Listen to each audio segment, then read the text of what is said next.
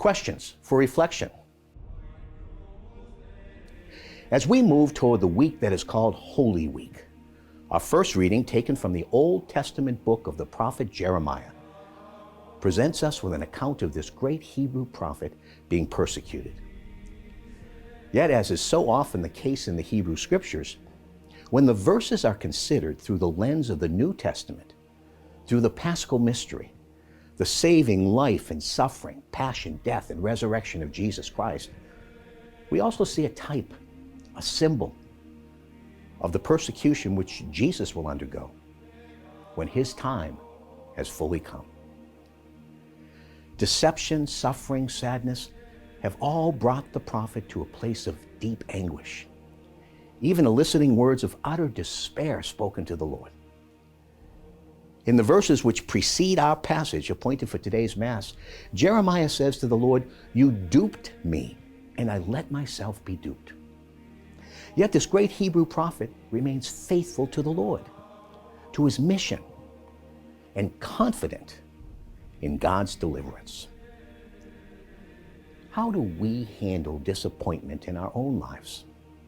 As we seek to live our Catholic Christian faith in an increasingly hostile culture, we will face a form of persecution. Are we ready for it? Do we stay confident in the Lord? David the psalmist exhibits the same confidence in God, and I quote, "With death's breakers closing in on me, Belial's torrents ready to swallow me, Sheol's snares every side of me, death's traps lying ahead of me." Wow. How does he do it? Through persevering prayer. Listen to his words. "I called to Yahweh in my anguish. I cried for help to my God. From his temple, he heard my voice. My cry came to his ears." How do we deal with serious struggles in our own lives? Do we fall prey to the lies of the devil and blame God? Or do we cry out to him? When we choose the way of what can be called persevering prayer, we find the way out. When I was a young man, I had a wonderful Franciscan priest who taught me much about persevering prayer. Newly married, I thought I had the worries of the world flooding upon me.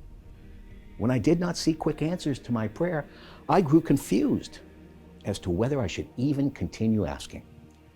He told me with such practical wisdom, "Pray until what you seek is given, or the Lord changes your mind about what you are asking."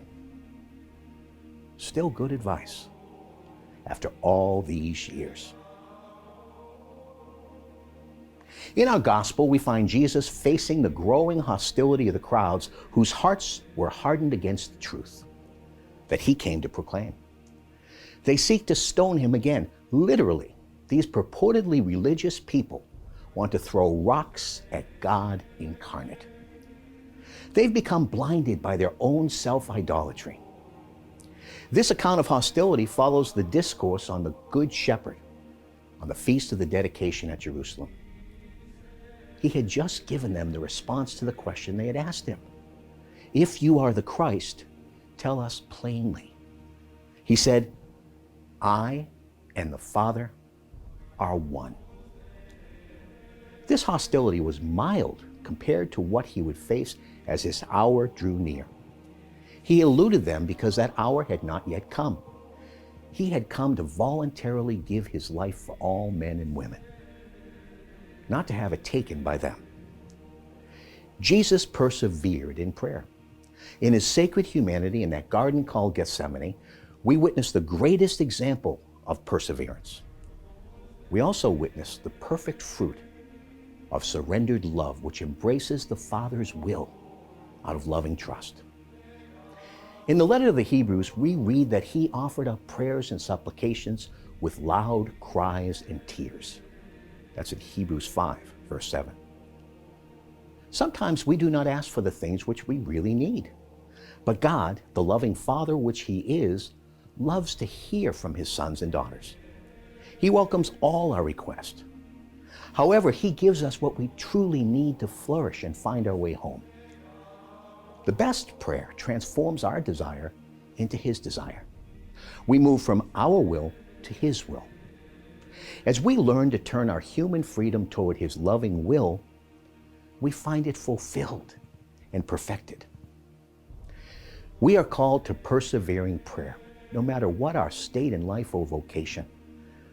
Preparing ourselves for such prayer means learning to silence the clamor of the age, stop the ever-accelerating pace of the futile quests that so often occupy our hearts, and live in the eternal now by surrendering ourselves and even our best aspirations to the one who created us and now recreates us in His Son, Jesus Christ.